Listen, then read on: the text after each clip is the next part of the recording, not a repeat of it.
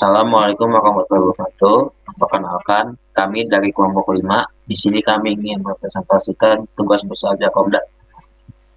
Di sini beranggotakan Muhammad Nasir Kausar, Aga Falain Lazuardi, Raffi Hafiz Kurnian Toko, dan Fabian Rashid Benedikte. Untuk soal bisa dibacakan oleh Raffi. Selanjutnya untuk soal, sebuah perusahaan memiliki 3 buah gedung. Perusahaan ini terdiri dari 4 buah divisi, di mana semua divisi ini tersebar ke 2 gedung yang berbeda, di mana kebutuhan user dari setiap divisi adalah sebagai berikut. Yang pertama, ada gedung 1 terdiri dari 1 router dan A switch. Asumsinya, 1 switch max memiliki 32 ports Ethernet atau F0. Divisi A terdiri dari KPC host, divisi B terdiri dari LPC host, dan divisi C terdiri dari MPC host. Lalu untuk gedung 2 terdiri dari 1 router dan B switch. Asumsinya 1 switch max memiliki 32 port Ethernet atau F0. Divisi D terdiri dari NPC host. Lalu untuk gedung 3 terdiri dari 1 router dan 1 PC server yang memiliki HTTP dan DNS server. Semua divisi dapat mengakses ke halaman website perusahaan yang memiliki alamat domain.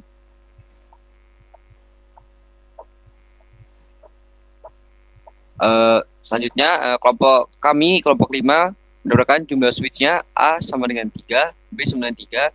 Untuk jumlah host yang kami dapatkan ada K sama dengan 13, L sama dengan 16, M ada 19, dan N ada 70. Ya, untuk selanjutnya VLSM. Di sini kita melakukan subnet address di setiap masing-masing divisi VLSM itu. Jadi kita menggunakan IP address yang dibutuhkan oleh setiap divisinya. Nah, untuk kategori perangkat server dan routing gedung 3 menjadi subnet 1. Untuk network address-nya itu menjadi 173.225.123.224 dan usable address range-nya 173.225.123.225 sampai 173.225.123.226. Dan untuk broadcast address-nya 173.225.123.227. Nah, untuk di divisi A menjadi subnet kedua, untuk network address-nya 173.225.123.128, usable address range-nya 173.225.123.129 sampai 173.225.123.158, dan broadcast address-nya 173.225.123.159. Pada divisi B menjadi subnet yang ketiga, untuk network address-nya 173.225.123.160 dan untuk usable address range-nya 173.225.123.161 sampai 173.225.123.190. Dan untuk broadcast address-nya menjadi 173.225.123.191. Untuk divisi C-nya subnet menjadi subnet keempat. Untuk network address-nya 173.225.123.192. Untuk usable range address-nya 173.225.123.192 sampai 173.225.123.222. Untuk broadcast address-nya 173.225.123.223. Untuk divisi D menjadi subnet yang kelima. Untuk network address-nya 173.225.123.0. Untuk usable address range-nya 173.225.123.1 sampai 173.225.123.126. Untuk broadcast address-nya 173.225.123.127. Untuk di router gedung 1 dan 3 menjadi subnet ke-6 dan network address-nya 173.225.123.228. Untuk IP usable address range-nya 173.225.123.229 sampai 173.225.123.230. Untuk broadcast address-nya 173.225.123.231. Untuk di gedung 2 dan 3, untuk router gedung 2 dan 3 menjadi subnet ke-7. Untuk network address-nya 173.225.123.232. Untuk usable address-nya 173.225.123.233 sampai 173.225.123.234 dan broadcast address-nya 173, 225, 123, 235. Nah, untuk di Cisco Packet Tracer di sini kita kan menjadi 3 gedung. Untuk di setiap switch-nya itu untuk sesuai perintah Bapak itu digambarkan hanya 2 PC saja. Untuk selanjutnya mungkin untuk simulasinya oleh Arga Valen. Nama saya Arga. Saya di sini akan mempresentasikan simulasi dari Cisco Packet Tracer. Oke, yang pertama kita coba ping dari divisi A ke divisi B, C, D, dan ke server. Oke, kita coba dulu buat ping ke divisi B. Untuk alamatnya itu 123 dan 162. Coba ping. Ini bisa dilihat ya. Jadi sudah berhasil gitu kita ping. Jadi untuk time-nya itu di bawah 1 milisecond dan TTL-nya udah benar. Jadi udah udah berhasil banget nge-ping. Oke, buat selanjutnya mungkin ke dari divisi A ke divisi C kita nge-pingnya. Oke, untuk selanjutnya alamatnya 139.4. Oke. Kita ping bisa juga dari divisi A ke divisi C. Dan selanjutnya kita ping ke divisi D. Itu alamatnya 2. Ping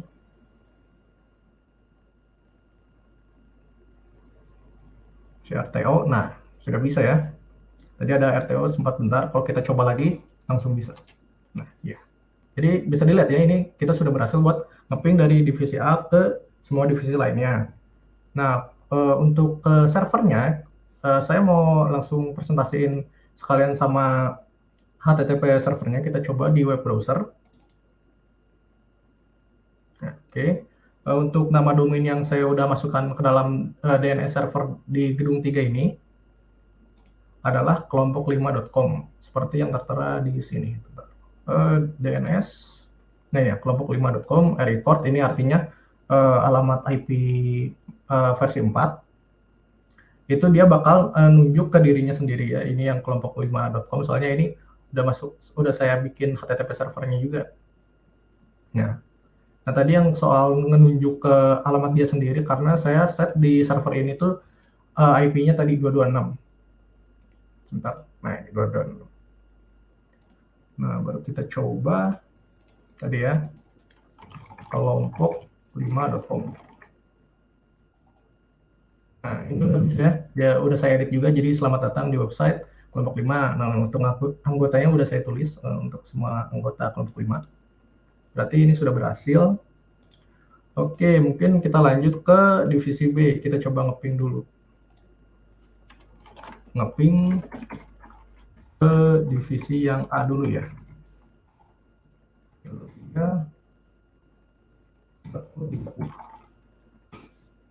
Ping udah bisa. Nah, baru kita coba nge-ping lagi ke divisi C. Itu 194. Nah, sudah bisa juga. Baru ke divisi D. Kita coba, misalnya kan tadi kedua, sekarang ketiga deh. Divisi 3. Jadi saya set di sini IP-nya tuh di sini misalnya .2, .3, .4, .5 ya. Kita coba ke divisi 3. Yang .3, nah bisa juga. Berarti buat routingannya sudah benar. Oke, baru buat ininya nyambung ke HTTP server dari divisi B. Kita coba dulu. Kelompok5.com.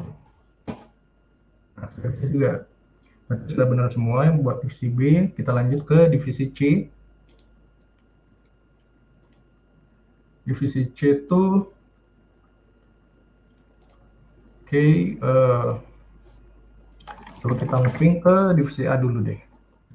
125, 123, 130. 131, coba. Ini saya set 130, 131. Oke, untuk memastikan, coba buka dulu ya 131. Kita coba.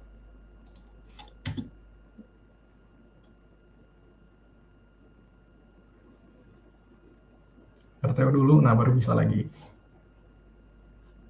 Kalau kita coba lagi, nah langsung bisa, langsung balasan.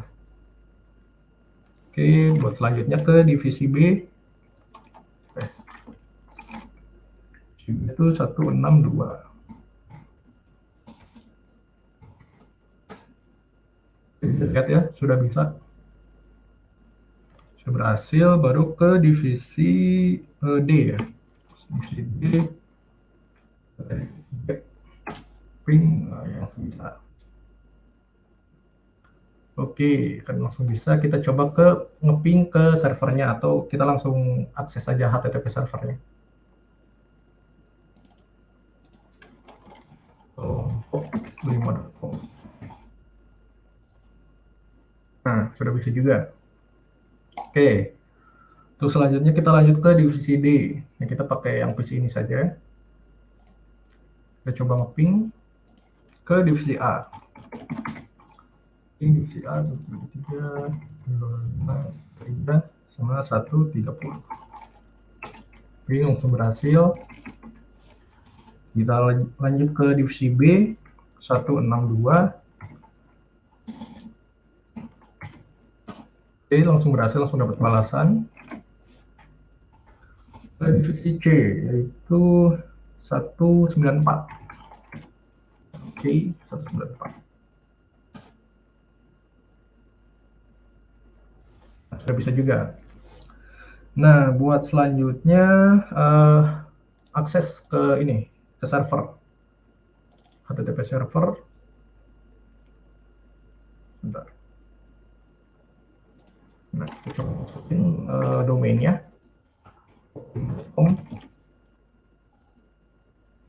Nah, ini berarti dari udah bisa ya. Jadi berarti dari divisi A, B, C sama D udah bisa ngakses, udah bisa saling terhubung, udah bisa saling ping, sama udah bisa buat akses ke HTTP server. Nah, menggunakan domain. Yang berarti DNS-nya juga sudah berhasil kita buat gitu, udah berhasil kita setting. Oke, mungkin untuk selanjutnya routing table di masing-masing router. Oke, misalnya di router di gedung 1 dulu. Nah, saya udah routing static ini udah ada ya buat tabelnya gitu ya. Jadi ada kalau misalnya ini tuh seperti yang tadi udah disampaikan sama Nasir. Kalau yang ini apa? Network address yang ini yang .224/30 itu tuh si network address dari si subnet di gedung 3 atau di gedung servernya. Nah, kita setting via 230. Nah, 230 ini tuh IP address dari interface router di dekat gedung 3 gitu ya. Ini kan gig 7, berarti gig 7 tadi titik 230 ya. Nah, sudah saya set juga. Berarti tadi itu buat ininya, sebentar. Buat routing table-nya sudah benar ya. Jadi kita mau ke address si servernya lewat ini apa? Lewat 230 ini yang lewat sini. Jadi next hop-nya ke sini gitu ya. Kita set next hop-nya ke situ. Baru kan tadi tuh divisi ABC itu kan satu gedung. Nah, sedangkan divisi D itu beda gedung. Jadi kita harus bikin juga routingannya gitu. Jadi ini kita masukin network address-nya gitu ya. Yang titik 0 slash-nya pakai 25 karena di soalnya itu divisi D itu membutuhkan bisa sampai 70 host ya. Jadi saya ambil slash 25 biar bisa bikin sekitar 126 ya, 126 host. Ya. Oke, berarti untuk itu ini untuk si routing table-nya. Kita coba di router lainnya. Udah saya set juga. Nah, ini karena di tengah-tengah jadi lebih banyak ya buat nge-setnya. Jadi pertama kita masukin yang ini buat network address dari si divisi A yang titik 128/27. Nah, kenapa diambilnya /27? Nah, itu tuh biar si divisi A kan tadi ada 19 host ya. Butuh 19 host. Ya. Nah, saya ambil slash 27 prefixnya karena biar bisa nampung sampai 32 host gitu. Jadi si divisi ABC-nya juga terpenuhi gitu, bisa dipakai lah buat si network address-nya nanti. Nah, baru ini kan ada yang divisi A, ini divisi B, ini divisi C, sama ini divisi D. Tuh, untuk VIA-nya sama ya, berarti ini yang VIA-nya yang titik 229 tuh yang di sini ya, yang di interface gig 7 dari router di gedung 1. Coba kita cek dulu, gig 7. Nah, ini kan sama tadi yang 229, jadi next hop-nya tuh ke sini. Gitu. Jadi kalau ada paket masuk ke sini, mau ke network address di 3 ini, bakal diarahin next hop-nya tuh ke sini. Jadi ke router sini gitu. Oke, mungkin selanjutnya routing table di ini gedung 2. Oke, static. Nah, ini. Nah, kan ini tadi yang titik 224 tuh kan ini apa? Subnet dari si servernya. Kita masuk via titik 234. Nah, titik 234 tuh di antara sinilah ininya buat network address-nya. Nah, tadi itu kan gig 8, berarti sudah benar ya. Jadi kalau misalnya ada paket masuk sini mau ke server, nanti itu next hop-nya tuh di set ke sini gitu, biar diarahinnya ke sini gitu. Sip. Nah, selanjutnya ada ini juga ya. Tadi ini yang alamat divisi A, divisi B, divisi C gitu ya. Itu udah benar semua. Nah, mungkin untuk selanjutnya ARP table. Nah, untuk ARP table misalnya kita bikin ini deh. Nah, ini saya udah buat ini misalnya saya bikin simple mail, source-nya tuh dari PC 0 ke PC 3. Berarti harus ngerouting dulu ya. Oke. Coba kita ini kan ini jalan ke sini buat ARP-nya. Nah, kita coba inspeksi di sini. Sebentar. Nah, kita coba inspeksi di sini. Nah, karena si switch ini tuh belum tahu kalau MAC address dari 2 ini tuh apa aja, jadi dia tuh bakal ngirim ini buat ngirim ke semua port lah istilahnya. Nanti itu dia dapat balasan, baru bisa kita dari sini ngeping buat ngirim simple mail tadi ya. Coba kita lanjut. Nah, ini kan tadi ini ditolak ya, jadi kita destination itu PC 3, jadi yang ke PC 2-nya tuh ditolak buat IRP-nya, baru dari PC 3 bakal dibalikin lagi buat IRP-nya, jadi pas dibalikin lagi, kita lihat dulu di sini.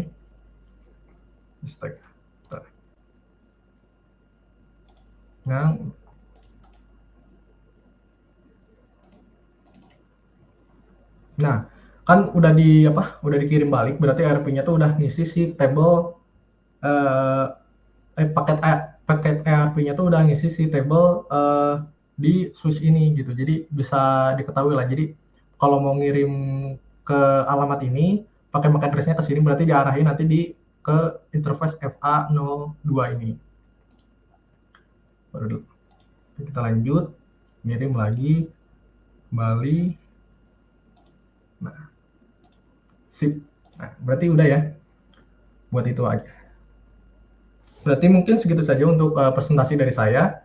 Untuk selanjutnya saya kembalikan lagi ke Fabian. Sekian presentasi dari kelompok kami. Kurang lebihnya mohon maaf. Assalamualaikum warahmatullahi wabarakatuh.